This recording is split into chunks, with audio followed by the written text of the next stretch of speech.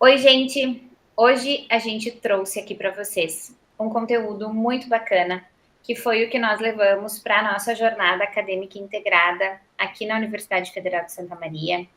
Quem está chegando por aqui agora, aqui no canal vocês vão encontrar materiais sobre processamento auditivo, audiologia clínica, zumbido, avaliação, intervenção, eletrofisiologia da audição. Esses são os temas que a gente estuda. E a nossa missão aqui é compartilhar com vocês conhecimento, falando muito sobre o que a gente estuda e o que a gente pesquisa. Então, a nossa jornada acadêmica integrada, ela é um evento da nossa instituição, ela chama JAI, e o objetivo da JAI é estimular a iniciação científica, permitir que alunos de graduação e pós-graduação também possam ter um momento de integração, um momento acadêmico e troca de experiências. E também tem muito objetivo de valorizar o que a gente faz no ensino, na pesquisa, na extensão, muitas vezes fazendo as 3 instâncias juntas, né, nas mesmas atividades, nos mesmos projetos, e é um meio que a instituição tem de reconhecer o trabalho dos grupos de pesquisa. Então, hoje, reconhecendo muito o trabalho da Marina e do João, nós viemos aqui, nós três, para eles apresentarem para vocês os trabalhos que eles apresentaram na nossa jornada. Então, para não ficar só aqui, a gente veio contar para vocês. A Marina Rodrigues Bertão, ela é membro do projeto do GEAC desde o início do ano passado, início de 2024, bem como o João Aguiar Barcelos. O João, ele entrou no primeiro semestre, a Marina no terceiro semestre. Então, o João passou todo o primeiro ano de graduação conosco, a Marina todo o segundo ano de graduação conosco. E esse ano eles vão continuar no projeto com novas atividades, com novos planejamentos, mas a gente vai começar agora, então, a conversar com vocês sobre os trabalhos deles. A gente vai fazer um primeiro momento conectado com o processamento auditivo e um segundo momento conectado com audiologia clínica e zumbido. Então, Marina, eu passo a palavra para você, pode compartilhar a tua tela para a gente ouvir sobre o teu trabalho. Oi, gente, tudo bem? Meu nome é Marina Rodrigues, eu faço parte do projeto do GEAC, eu estou no 5º semestre da graduação e hoje eu vim apresentar para vocês o trabalho A Prevalência das Alterações das Habilidades Auditivas em Adultos Jovens, um estudo preliminar. Então, aqui para começar, uma introdução do que é o processamento auditivo. O processamento auditivo é todo o caminho que o som faz da nossa orelha até o nosso cérebro. E para que esse som seja bem processado pelo nosso cérebro e entendido, a gente precisa ter as habilidades auditivas bem desenvolvidas. Quando essas habilidades não estão bem desenvolvidas, a gente tem o transtorno do processamento auditivo, que pode causar uma dificuldade na compreensão de fala no ruído, uma solicitação de repetição frequente e uma redução atencional e na memória para comandos verbais. Então, por conta dessas causas do transtorno do processamento, é necessário a gente compreender qual alteração é mais frequente apresentada nessa população de adultos jovens na avaliação comportamental do processamento auditivo central. Então, o objetivo do trabalho é analisar a prevalência dessas alterações das habilidades auditivas nos testes de comportamento do processamento auditivo central em adultos jovens, a fim de um diagnóstico mais assertivo e intervenções personalizadas para cada indivíduo. Desse estudo participaram 12 pessoas, 4 do sexo masculino e 8 do feminino, com média de idade de 24 anos. Os critérios de inclusão para esse trabalho foram que os pacientes precisavam ser escolarizados, ter a língua materna português brasileiro, audiometria dentro dos padrões de normalidade, ou seja, sem nenhuma perda auditiva, e medidas de imitância acústicos sem alterações, curva tipnométrica do tipo A e reflexos acústicos presentes. Nos critérios de exclusão, nós temos pessoas bilíngues, pessoas com zumbido crônico, patologias diagnosticadas, traumas encefálicos, pessoas com tontura ou exposição ao ruído e a prática musical. As avaliações que nós fizemos nos pacientes foi a anamnese, para a gente ter um histórico auditivo desse paciente, uma inspeção no meato acústico externo com o otoscópio para ver se está tudo bem com o conduto, que não tem nada atrapalhando ali a condutividade do som na orelha. A audiometria é a logoaudiometria. A audiometria ela serve para a gente ver qual é a intensidade mínima que o paciente consegue ouvir. E a logoaudiometria, ela tem mais ou menos o mesmo sentido, só que em vez de ser um estímulo igual a áudio, a logo a gente utiliza palavras para a gente ver qual é o mínimo de intensidade que esse paciente escuta. E as medidas de imitância acústica, onde ela é dividida em curva timpanométrica e reflexos acústicos. A curva timpanométrica vai nos mostrar como está a orelha média desse paciente, se os ossículos estão com mobilidade presente ou diminuída, ou não existe mobilidade. E os reflexos se existe sinapse nessa condução do som na orelha. E também foi feita uma avaliação neuropsicológica breve, o neuropsilim, e a escala de autopercepção das habilidades auditivas do processamento auditivo central é um questionário que a gente deu para os pacientes para ver a autopercepção deles de acordo com essas queixas de processamento que eles tinham. E na bateria de testes do processamento auditivo, então, a gente fez o TDD, o TPF, o MLD, o GIM e o teste de fala com ruído, com relação sinal-ruído 5 mais ipsilateral, que eu vou explicar mais para vocês nos resultados o que cada teste faz. Aqui a gente tem os resultados, que é a prevalência das alterações do testes. Então, como teste mais alterado, a gente tem o TPF, e ele corresponde à habilidade de ordenação temporal.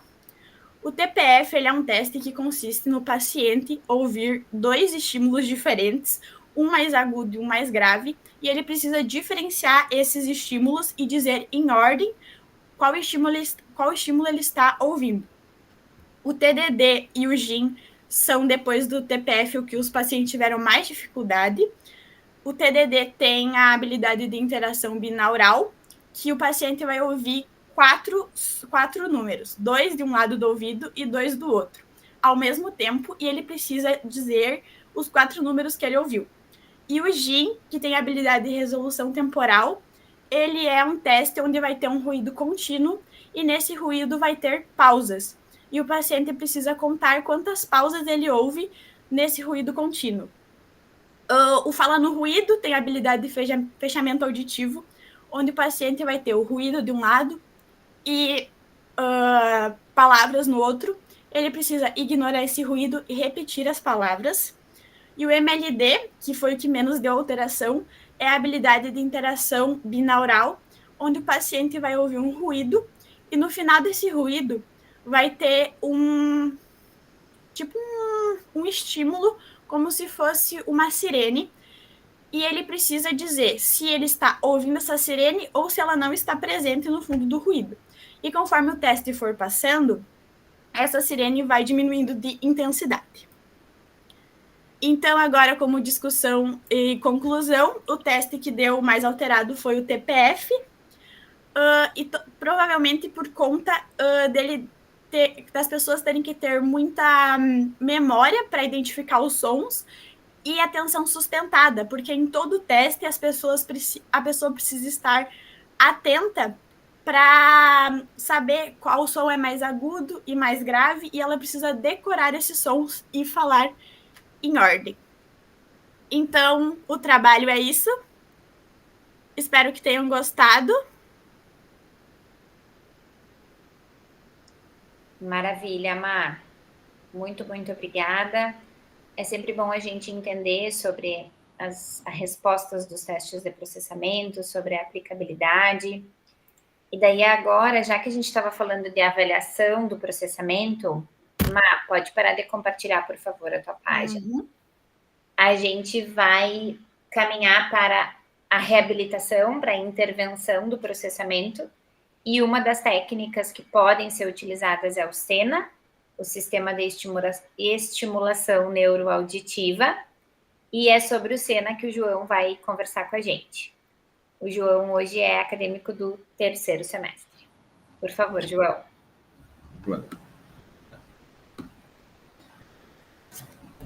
Então, pessoal, hoje eu vim aqui falar um pouco sobre esse trabalho que eu apresentei na JAI, tá? Ele é o o título do trabalho é Eficácia da Terapia Sonora com Sistema de Estimulação Neuroauditiva, o SENA, na melhoria do zumbido. Nós vamos relatar um caso que nós atendemos, tá? Esse trabalho eu contei com a ajuda da graduanda Bruna Maia e do pós-graduando Vitor Malavolta, com orientação da prof. Michele Vargas Garcia, tá? Também contei com o auxílio da Bolsa do FIEM, tá? Do Fundo de Incentivo ao Ensino.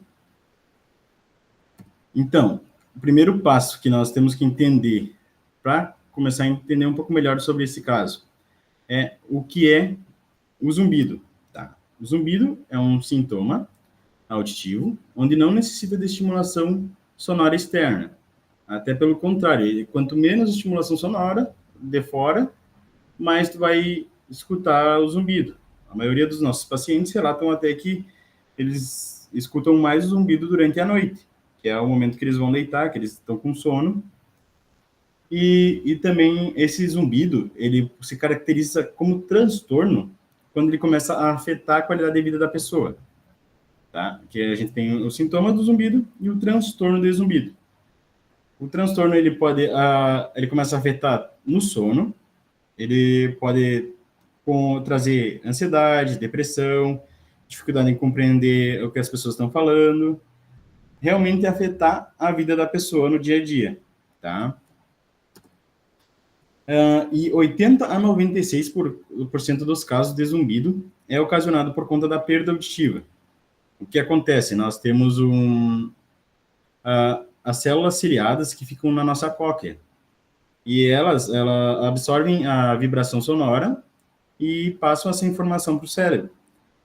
A partir do momento que alguma dessas células sofrem danos, no caso da perda auditiva, algumas células acabam morrendo, o cérebro vai tentar suprir essa falta de informação das células que morreram de alguma outra forma. Daí, podendo gerar o zumbido, tá? E cerca de 15 a 20% da população mundial hoje tem o zumbido. Isso dá mais de 1 bilhão de pessoas que têm zumbido, têm o sintoma de zumbido. E mais de 800 milhões de pessoas têm o transtorno de zumbido, tá? Que é realmente as pessoas que sofrem com esse zumbido. Então, é um negócio muito alto. O que é o SENA? O Sistema de Estimulação Neuroauditiva. Ele foi criado na Espanha, onde os cientistas eles utilizaram um som modificado espectralmente, de acordo com a audiometria do paciente. No caso, o paciente vai realizar a audiometria. Nós vamos acessar esse sistema na internet, que eles disponibilizaram para nós, e vamos colocar os dados do paciente, fazer o cadastro dele ali, colocar os dados e colocar a audiometria. Daí, esse som, ele se baseia com uma história de fundo, que vai ficar tocando, e a estimulação sonora por cima. A pessoa vai ter duas entradas diferentes, tipo, a história vai seguir tocando, geralmente o pessoal escolhe a história do Harry Potter, que tem, e vai estar a estimulação em cima da história ali. Com isso, com essa estimulação sonora, só da pessoa estar escutando, ela não precisa prestar atenção na história, vai aumentar a neuroplasticidade do nosso cérebro. E como que a neuroplasticidade do nosso cérebro vai funcionar para o zumbido, tá? Quando a gente é mais novo, a nossa neuroplasticidade é maior. E ali que a gente começa a aprender as coisas e o nosso cérebro começa a classificar as coisas. No caso dos sons, ele classifica os sons como importante e como não importante. No caso, os sons importantes é o que a gente necessita de atenção para aquele som, que é quando a gente está conversando com uma outra pessoa, algo que realmente a gente necessita de atenção. Tipo, escutar música, a gente necessita de atenção para entender o que está acontecendo. E o som não importante, que é classificado como não importante, são sons que a gente acaba deixando de perceber no dia a dia, que é o som de uma geladeira, do ventilador, do ar-condicionado, que a gente só vai perceber que tem som quando a gente desliga. E daí a gente nota, olha, realmente não tem, realmente tinha esse som ali. E a nossa intenção com esse sistema é fazer estimulação neuroauditiva no paciente, onde vai aumentar a neuroplasticidade e tentar fazer o cérebro classificar o zumbido como um som não importante, porque para a pessoa perceber o zumbido, nosso cérebro classificou ele como um som importante. E daí ela não consegue tirar a atenção do zumbido quando ele está ali. Então, ele fazendo isso, classificando o som como não importante, a pessoa vai deixar de perceber o zumbido, ocasionando na habituação auditiva. E o objetivo desse trabalho é analisar a percepção do zumbido pré e pós-intervenção do sistema de estimulação neuroauditiva, o SENA. A metodologia que nós utilizamos, nós tínhamos o paciente do sexo masculino, de 46 anos, com queixa de zumbido. Ele era usuário de prótese auditiva há 6 anos.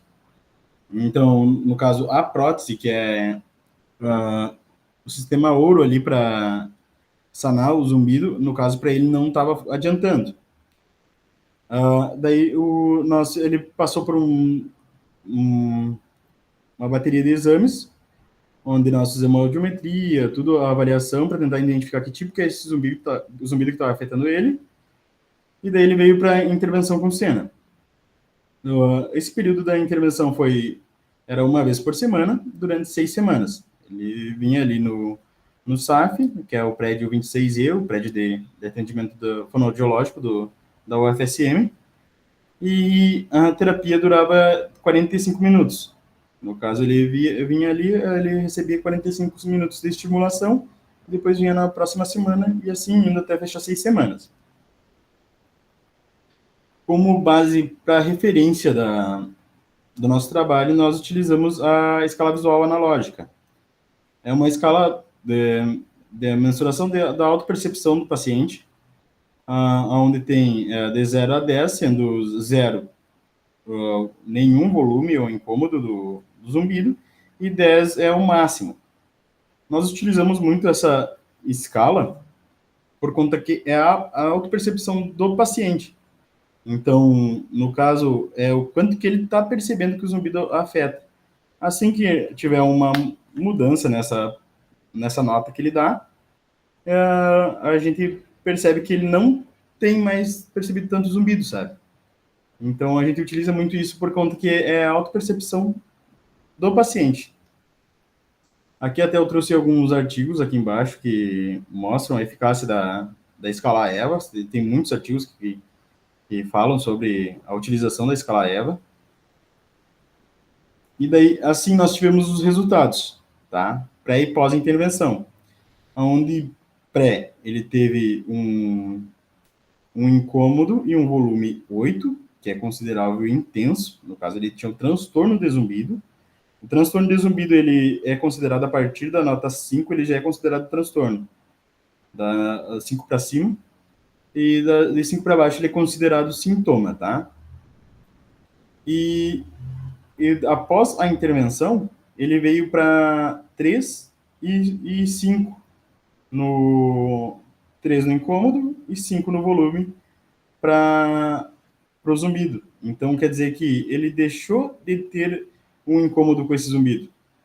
Ele já começou a ter algo moderado. Tipo, ele tinha um incômodo muito intenso, que era uma escala 8, e ele passou a ter um incômodo 3.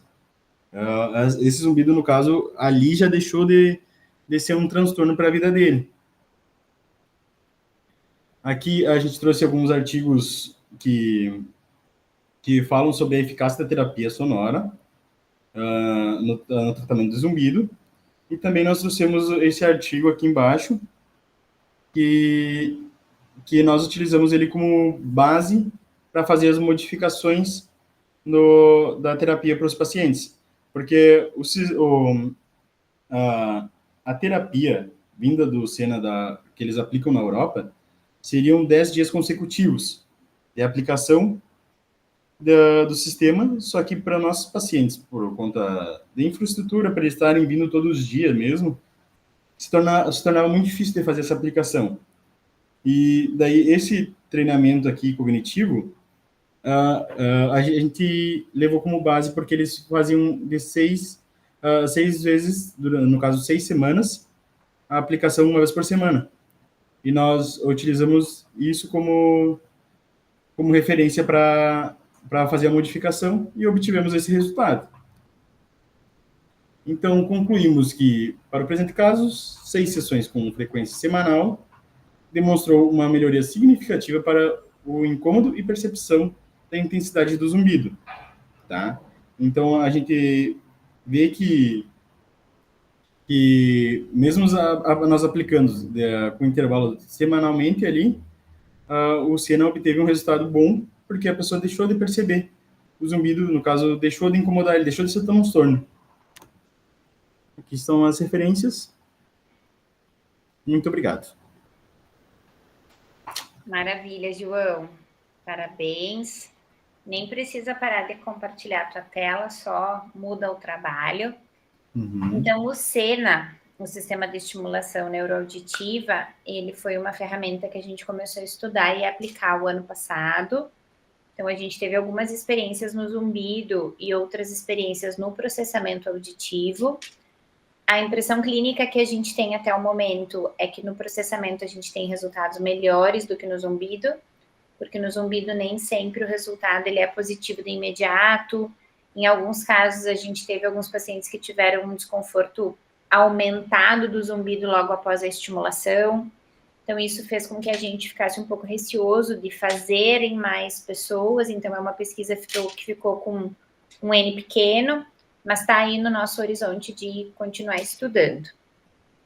Daí, agora, o João vai falar sobre um outro trabalho, que é sobre o LAAS, que é o projeto que caminha junto com o GEAC. Então, o GEAC é o grupo de estudos, ensino em avaliação audiológica, avaliação comportamental, né? E o zumbido, ele entra aí, nessa avaliação comportamental. Então, o grupo de estudos em eletrofisiologia, faltou a palavra eletrofisiologia, e o LAAS, ele é uma liga acadêmica, que é um projeto de ensino, que se une ao ambulatório especializado de zumbido. Então, Liga Acadêmica de Audiologia e Ambulatório de Zumbido. E é sobre isso que o João vai falar com a gente agora, então.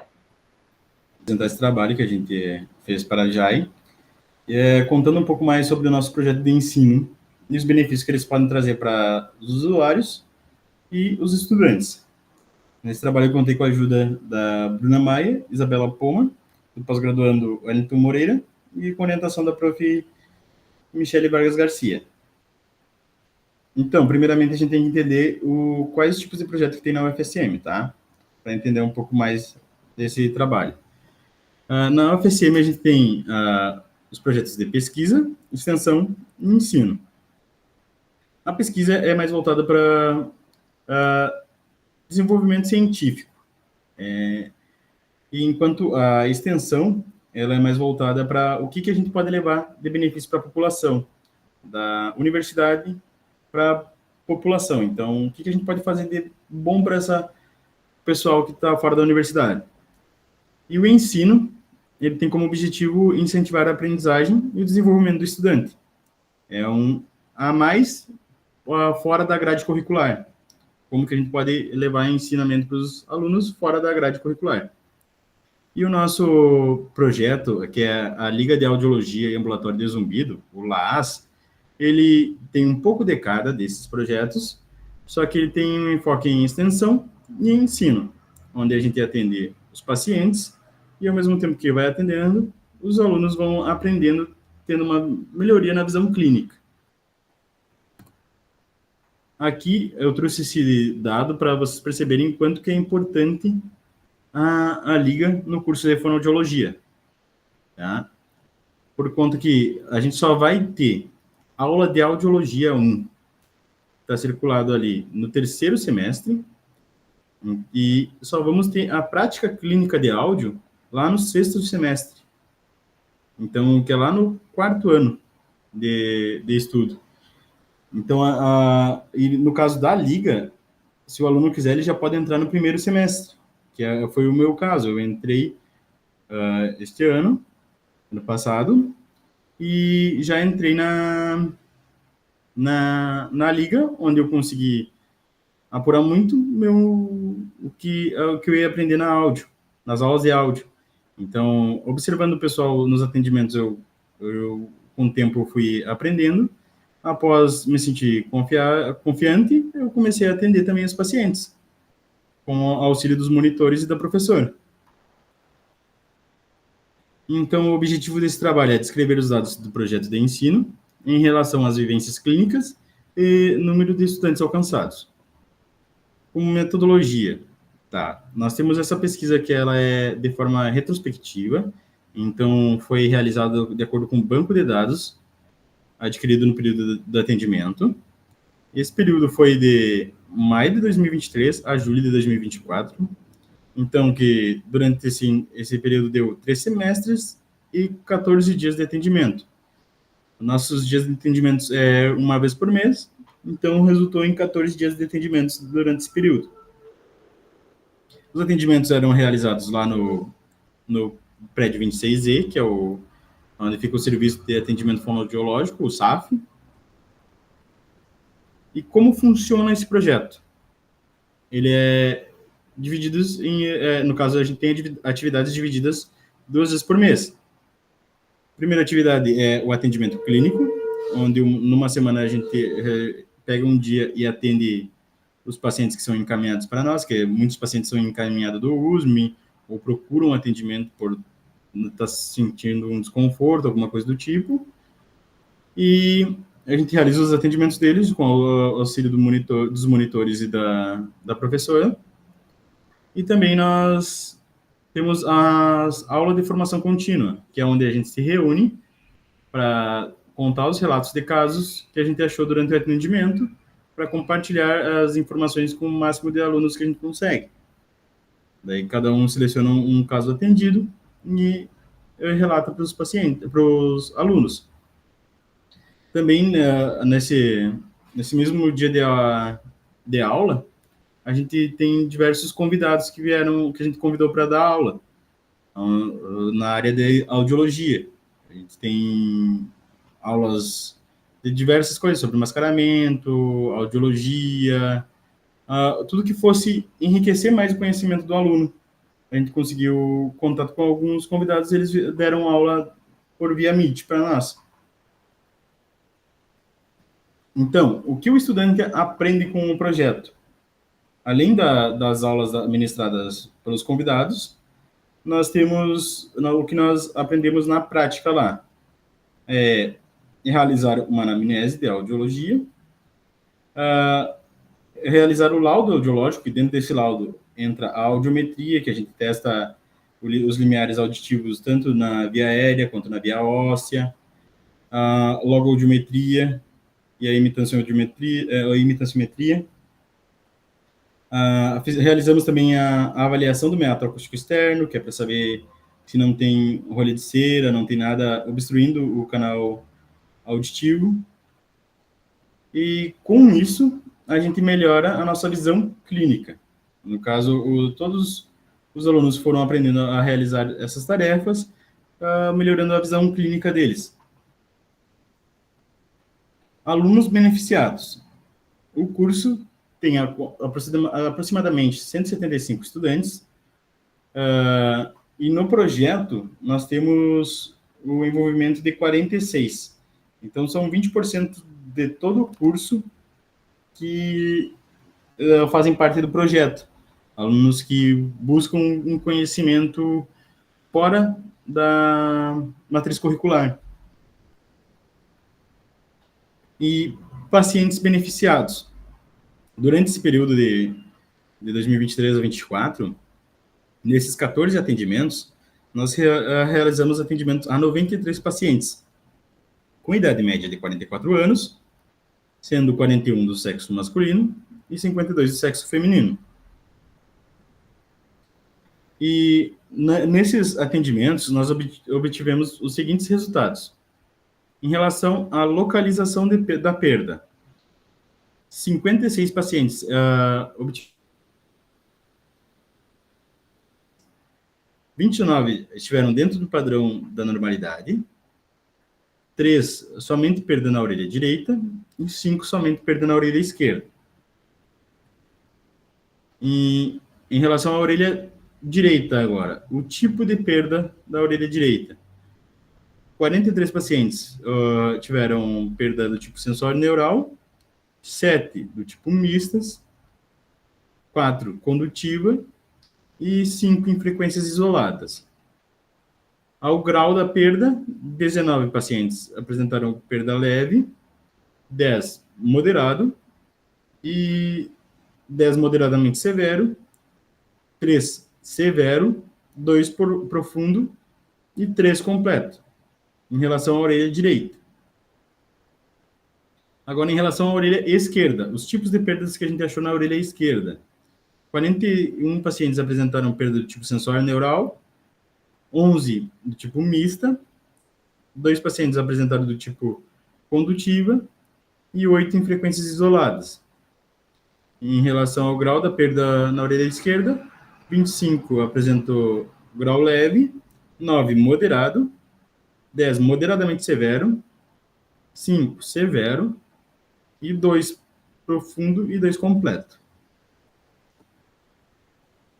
Aqui eu trouxe alguns artigos que mostram a importância no caso desse primeiro artigo ali de cima, ele mostra a importância do convívio dos jovens com o professor para o desenvolvimento profissional, o quanto é importante esse convívio com o professor para ele ter uma vida profissional mais desenvolvida, e a contribuição dos projetos de extensão na formação.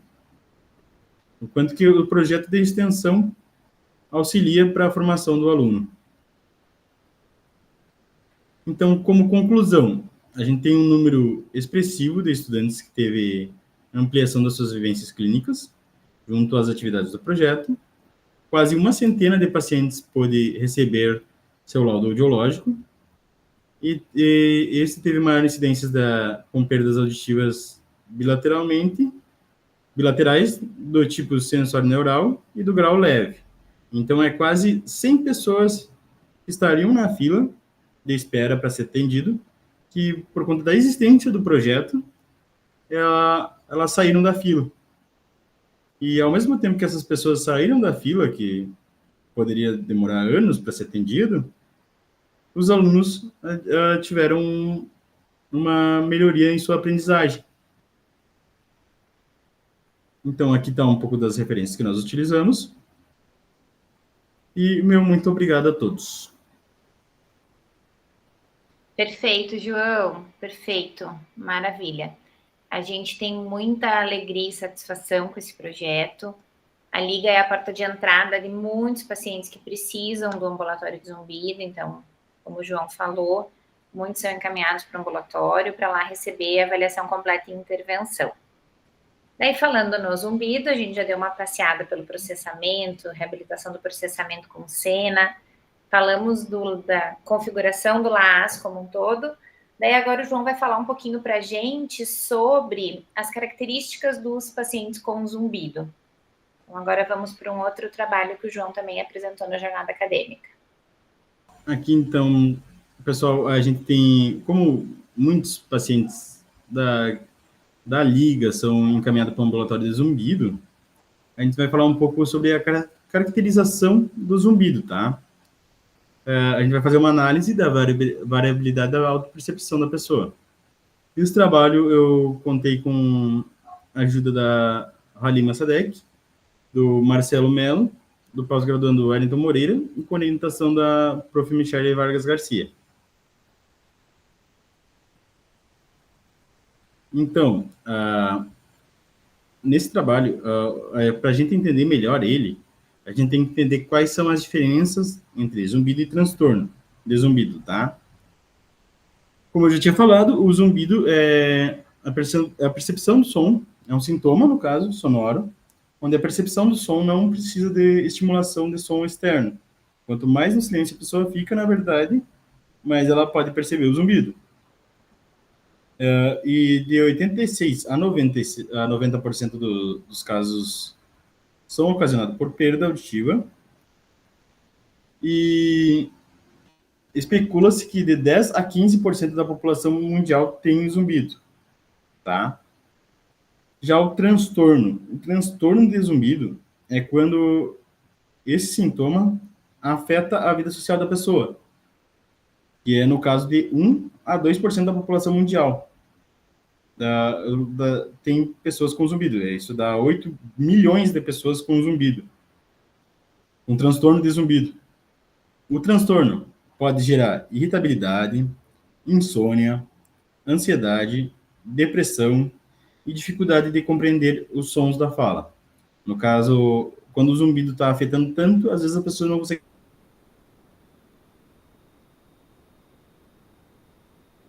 porque o zumbido está atrapalhando. Então, a caracterização do zumbido, tá? O zumbido apresenta diversas manifestações qualitativas, tá? Dos quais podem ser associados a patologias específicas, variando em suas características. Essas características podem ser em relação à localização, se ela é do lado esquerdo, direito, ou em ambas as orelhas. O tipo, que pode ser o tipo que a pessoa escuta o zumbido, que é chiado, abelha, cachoeira, se é pulsátil, se ele fica pulsando o zumbido ali no ouvido. A frequência, se é aguda, média ou grave. A manifestação, se é constante ou intermitente, se ele está sempre ali, ou se ele vai e volta. E o tempo de percepção. Quanto tempo que essa pessoa está escutando o zumbido, tá? A justificativa desse trabalho é compreender as características mais recorrentes para um diagnóstico mais assertivo. O objetivo desse trabalho é descrever a autopercepção das características do zumbido de adultos e idosos relacionado à localização, tipo do zumbido, frequência, manifestação e tempo de percepção. Então, o método que a gente utilizou foram 45 pacientes atendidos, sendo 15 do sexo masculino e 30 do sexo feminino, no período de março a julho de 2024. Todos os atendimentos foram realizados no Serviço de Atendimento Fonoaudiológico, lá o SAF, no prédio 26E, lá na FSM. E todos os pacientes passaram por esses protocolos, tá? No caso, a gente realizava a anamnese de investigação do zumbido, que ele está dentro de um protocolo de investigação do zumbido, criado pelo Wellington Moreira, o pós-graduando Wellington Moreira, onde a gente tinha perguntas mais aprofundadas para nós saber qual é o tipo de pessoa qual é o tipo de zumbido que a pessoa está escutando. Então, os pacientes também eram submetidos a uma avaliação audiológica básica, onde nós tirávamos os limiares auditivos tanto na via aérea quanto na via óssea, e também realizávamos alguns testes de logoaudiometria, que é para saber a compreensão da fala desse paciente. E também nós realizamos as medidas de imitância acústica, que é para identificar a alteração na orelha média, se tem alguma otite, algo do tipo, alguma infecção. E os reflexos acústicos, que é dentro da imitância, para avaliar o funcionamento do sistema auditivo central. Antes de nós realizar a audiometria e as medidas de imitância, nós fazíamos a inspeção visual do meato acústico externo, que é para saber se tem alguma obstrução que poderia atrapalhar nos testes. E em relação à caracterização do zumbido e para identificar o quanto que esse zumbido afetava a vida das pessoas, nós aplicávamos o Tinnitus Handicap Inventory e a escala visual analógica. Ambos são para ver o quanto que esse zumbido afeta na vida deles, sendo a EVA a autopercepção do paciente, que é a escala visual analógica, onde a gente questionava ele pedindo uma nota de 0 a 10, sendo 0 inexistente e 10 muito intenso o zumbido. E lembrando que a escala acima de 5 é considerado transtorno e abaixo é considerado só sintomas de zumbido. Alguns resultados que nós obtivemos nessas avaliações. Em relação à localização do zumbido, 6 obtiveram localização na cabeça, 2 na orelha direita, 11 na orelha esquerda, 7 bilateralmente, 17 pacientes tiveram a localização em ambas as orelhas, pior na direita, e 5 em ambas as orelhas, pior na esquerda. Em relação ao tipo, 4 pacientes apresentaram o tipo abelha, 14 apresentaram o tipo apito, um paciente apresentou o tipo cachoeira, 4 o tipo chiado, 8 cigarra, 4 grilo, 1 motor, turbina de jato e trator, e 2 panela de pressão. Em relação a manifestações múltiplas, no caso, quando a pessoa escuta mais de um tipo de zumbido. Um paciente apresentou cachoeira e grilo, outro paciente apresentou apito e grilo, mais um apresentou apito e panela de pressão, e 2 pacientes apresentaram cigarra e grilo. Em relação à percepção da frequência do zumbido, 29 apresentaram a frequência aguda, 10 médio e 6 grave. Em relação à manifestação, 6,7% dos pacientes, que são 3 pacientes, apresentaram intermitente, enquanto 42 pacientes, mais de 90%, apresentaram constante. Quer dizer que, então, que o zumbido ficava a todo momento eles escutando ali. E o tempo de percepção variou de 1 a 600 meses. Uma média de 123 meses, no caso, de todos os pacientes. Aqui, então, eu trouxe alguma discussão.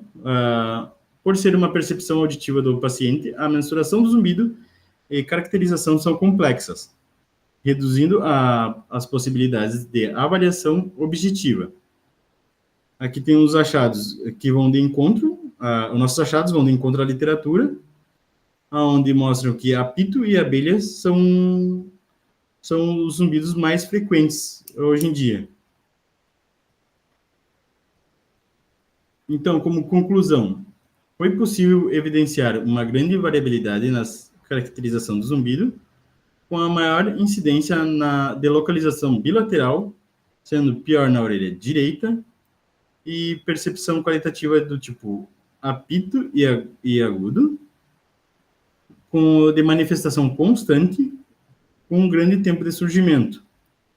Então, a gente pode perceber que esses foram os mais comuns, os mais frequentes que a gente achou em todos os casos atendidos.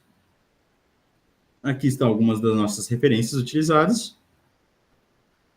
Relembrando que na época que a gente apresentou, a gente estava em novembro, e o novembro tem o novembro laranja, de conscientização ao zumbido, e misofonia e hiperacusia.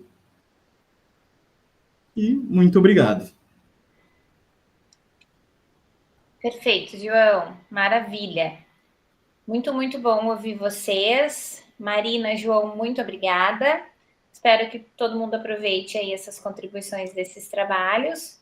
Um beijo para todo mundo. Até a próxima.